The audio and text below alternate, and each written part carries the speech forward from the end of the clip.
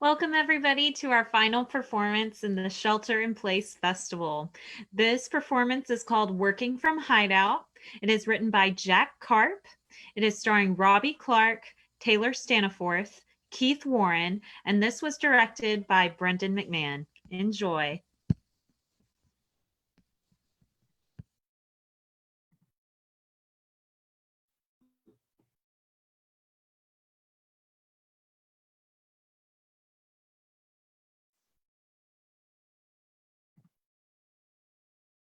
Join with video. What? With video. You have to join with video or I can't see you. Well, how the fuck do I do that? It's the button on the bottom. I don't see it. For God's sake, Bruce. We were supposed to start the training 10 minutes ago. Well, why do they have to make it so small? I can barely read it. Just put your glasses on then. I told you, the glasses don't fit over the mask. What are you wearing a mask for? You're in your house. It's for protection. Protection from what? The bad guys.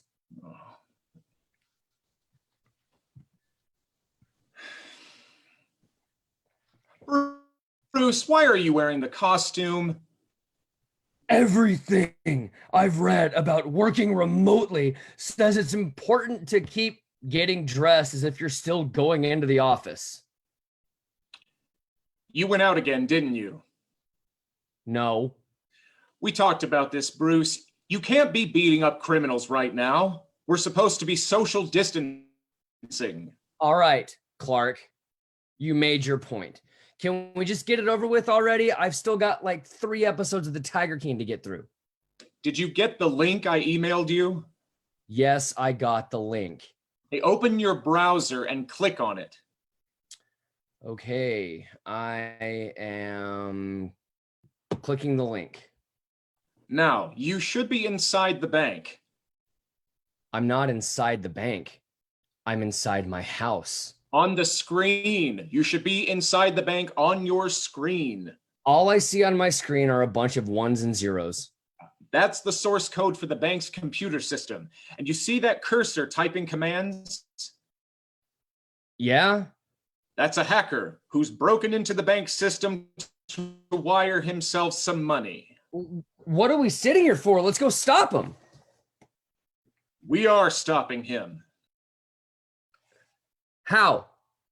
That's what this training is for, so I can show you. Now, the first thing you do is type these commands.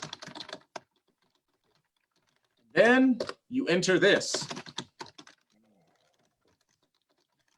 Then you click here and you type this.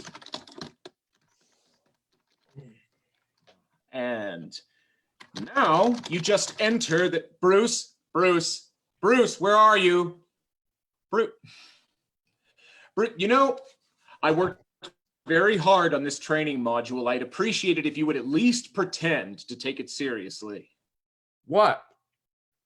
This is a very stressful time with me. You know that I eat when I'm stressed. We're in the middle of stopping a bank robbery. An online bank robbery. You know, it's not exactly the same as racing across the darkened city over rain-slicked streets and crashing through the plate glass window into the lobby of a Wells Fargo. If I wanted to spend all day sitting in front of a computer, I would have become an accountant. Look, I know this is an adjustment, but all of us have to transition to working from Hideout now, whether we like it or not. It's not up to me. This is coming directly from superhuman sources. I would think, of all people, you and me would be considered essential. Of us are already wearing masks. We're also role models. People look up to us. If they see us running around swinging from lampposts and rappelling through skylights like everything's normal, they won't take this seriously, and they'll think they can do the same. You're telling me you haven't gone out at all? No. Not even to fly?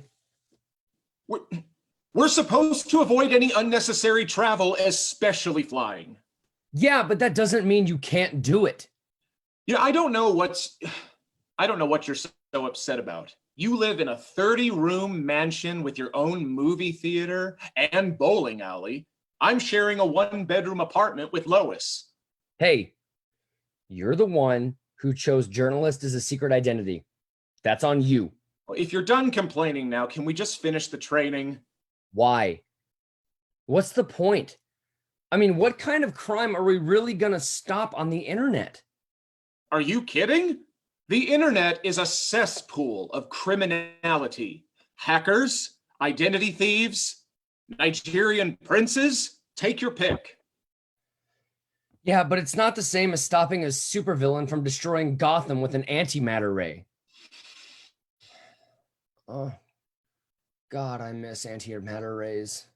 Aren't you at all excited for the opportunity to expand your skill set and show management you can take on other roles? I don't know about you, but I don't really want to be still trying to leap tall buildings in a single bound when I'm 50. I've already got 3 herniated discs in my back. You're telling me that you're excited about going from soaring unaided through the sky to having to reboot your computer every time you get kicked off the VPN? Maybe it won't be so bad. We won't have to wear our underwear on the outside of our tights anymore. I know I don't have to tell you how badly Lycra chafes. I kind of like having my underwear on the outside. It's a surprising amount of support. And just think how nice it'll be not to have that commute anymore. I don't actually mind the commute. It gives me time to ruminate on my parents' violent and untimely deaths. Well,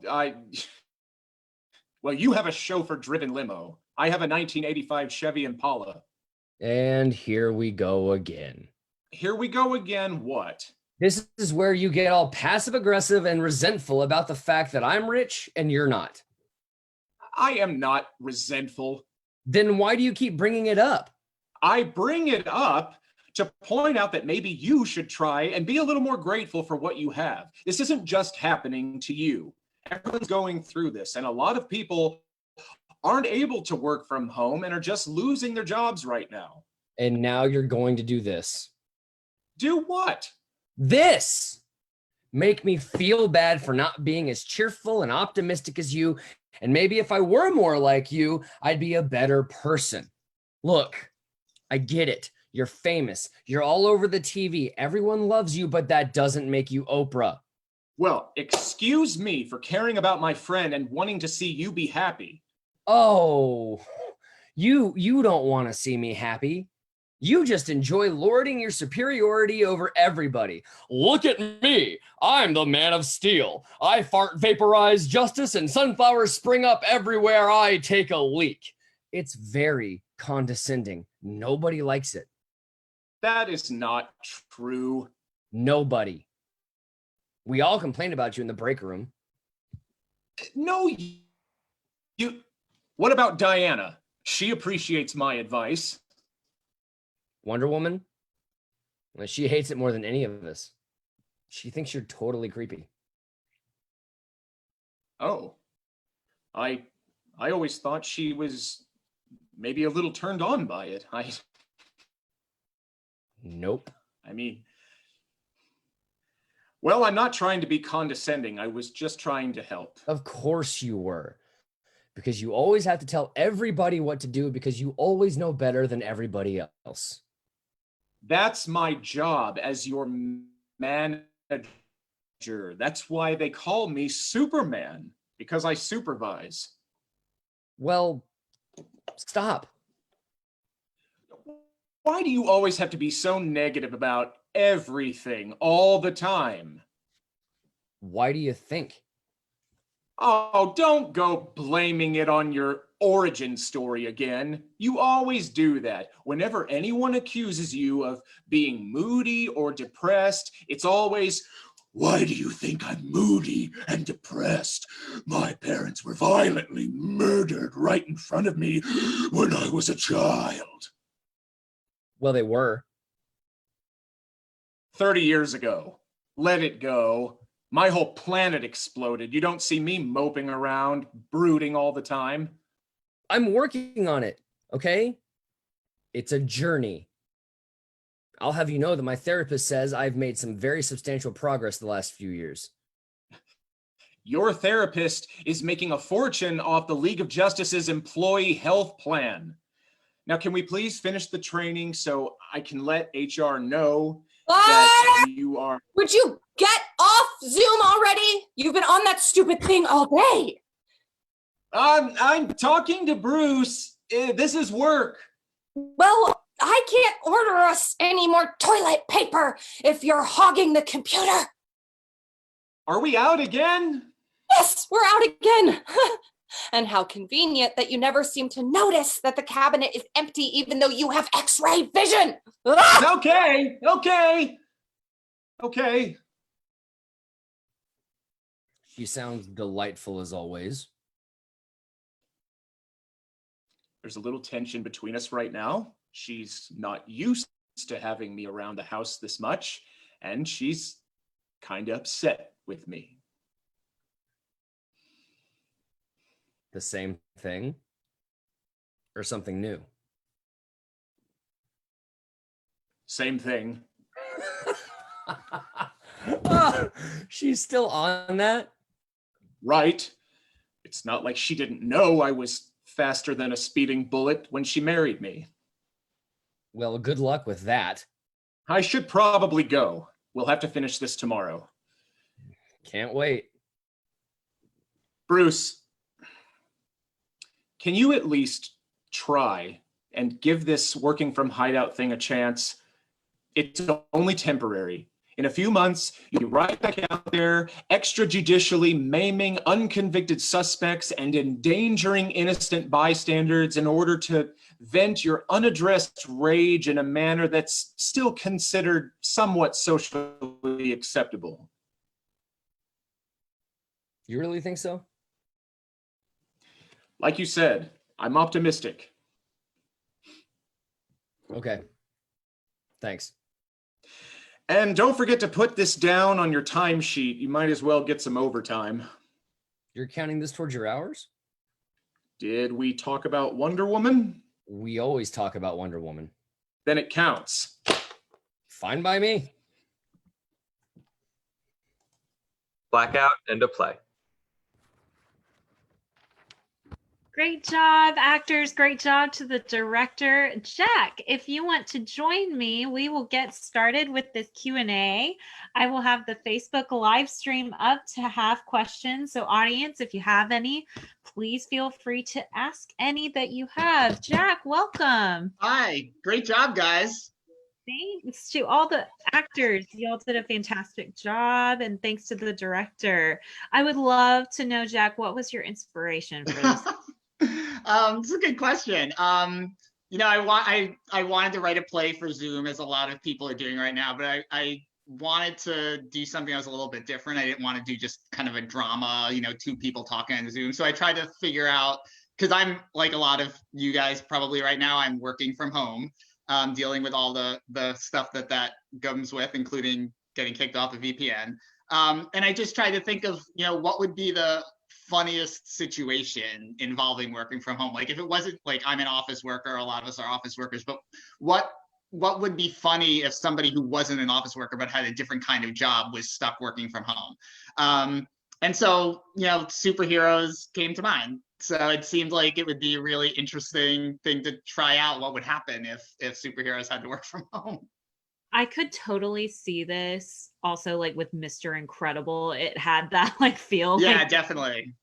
trapped inside. It's just hilarious. I would love to know how you wanted to distinguish the two characters and why Bruce was the one that just happens to hate quarantine. That's a really good question. I mean, the way I envision it is, you know, Superman is the goody two shoes. He follows the rules. He does what he's told. So if the government is like, you have to stay inside, he's going to stay inside. And Batman is kind of the, you know, he's always the bad boy of the superheroes. He's the one who's angry all the time and is kind of like right on that line of like, are you really following the law? And so I kind of imagine him as the one who's, sneaking out, breaking quarantine and saying, screw this, I'm going to beat up some people anyway. So that kind of became the dynamic. It wasn't something I planned, but as I was writing it, that kind of became the dynamic between them. That, Superman was kind of the goody two-shoes manager who's kind of trying to keep things in line, and Batman was the one who's just kind of like, yeah, I'm not doing this. Yeah. It's so interesting. Talk about a little bit about the humor that you put in there with like Wonder Woman and Lois. Talk a little bit about those little pieces that you put into your piece. Sure. I mean, a lot of it is just trying to kind of think about, what would this look like if these were real people who had real jobs and worked in like a real company. Things with like the break room and the way they talk about, their coworkers.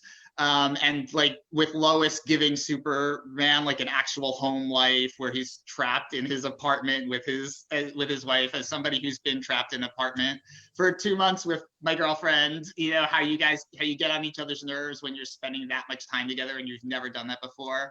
Hey. My girlfriend just says, hey. So yeah, part of it is just kind of trying to take away the superhero element of it and make them people who live in the world, who have to commute to work and work in an office with a break room and buy toilet paper and deal with just all the crap that you deal with in everyday life, even normally, but especially right now that we're all dealing with all of these things and everything is like 10 times harder and more complicated than it usually is. Yeah. I am curious, is this a typical subject that you're drawn to? What do you usually get inspired by with your writing? That's a really good question. So actually one of the reasons I wrote this is I actually have been working on kind of a full-length superhero play, not with these characters, with, invented characters, because I don't want to get sued for copyright. But with superheroes, I've actually been working on it for a few years. I can't finish it. I don't know if I'm ever going to finish it. But that is something I've been writing about a decent amount the last few years. But to be honest, most of my full-length plays, at least before that, have been, dramatic histories. I've written about the Manhattan Project and the atomic bomb. I wrote a play about the draft board raids during the Vietnam War. So this actually, to write, a comedy about superheroes for me is actually kind of outside of my comfort zone. I'm used to writing stuff that's a little bit more dramatic, a little bit more kind of history based. Sometimes you just need that breath of fresh air. Yeah, absolutely, especially right now. Yes. Where can audiences find some of your work? That's actually a good question. I do actually have a website. If you go to just jackkarp.com, there are synopses of a bunch of my plays up there. I have, like 10-page samples of a bunch of my plays up there. And when I get around to it, I sometimes update it about where my next plays are going to be. Although, obviously a lot of us are, one of the things I think probably everybody's a little bit distracted and concerned about is, when is theater going to start again? When are we going to actually be able to go to the theater again? But hopefully when we can go to the theater again, there will be information up there about kind of like where shows that are coming up are. We can't wait to keep up with you. Thank you. We've been asking all of our playwrights to kind of wrap up their pieces. What advice do you have to artists, playwrights, actors, directors to stay sane during this time, filter in place, and stay creative, or to kind of just give yourself a little bit of grace? That's a really good question, one I've wrestled with. I would say the best advice that I've gotten and that has helped me just in the last couple of weeks is just keeping in touch with your community of other artists. I spent the first month of this kind of sitting by myself in a room writing and going a little nuts. And just in like the last week and a half, 2 weeks, I started kind of experimenting with doing stuff online with friends, trying to see what happens if you try and create things for platforms like Zoom. And that has been great because I'm connecting with other people. I'm connecting with, my friends and other artists, but also B, because you feel like, okay, this isn't like I'm not just waiting for this to be over. I'm actually using it. I'm doing something with the tools that we have available right now, like Zoom. You're playing with the medium, you're trying new things. And even if, they're miserable failures. They're fun experiments to do. I will, like, one of the fun, really fun things about writing this was, you know, I've never written a play specifically for Zoom before, and that was really a fun, interesting kind of exercise to give myself. So I would say the best advice I can give is just kind of reaching out to other artists and trying to make things with them, even if it's just for the internet. Yeah. Well, our audience really loved this piece. Lots Thank of you. laugh reactions, lots of love reactions. We really appreciate you sharing this work with us. Thank you. Thank you so much for doing it. You guys all did a really great job. Thank you so much. Have a great rest of your week. Thank you. You too. And stay safe. Thank you. You too. Bye, everybody. All right, everybody, that concludes our Shelter in Place Festival. Thank you for all of our support and shares and likes. Keep staying safe out there. Bye, everyone.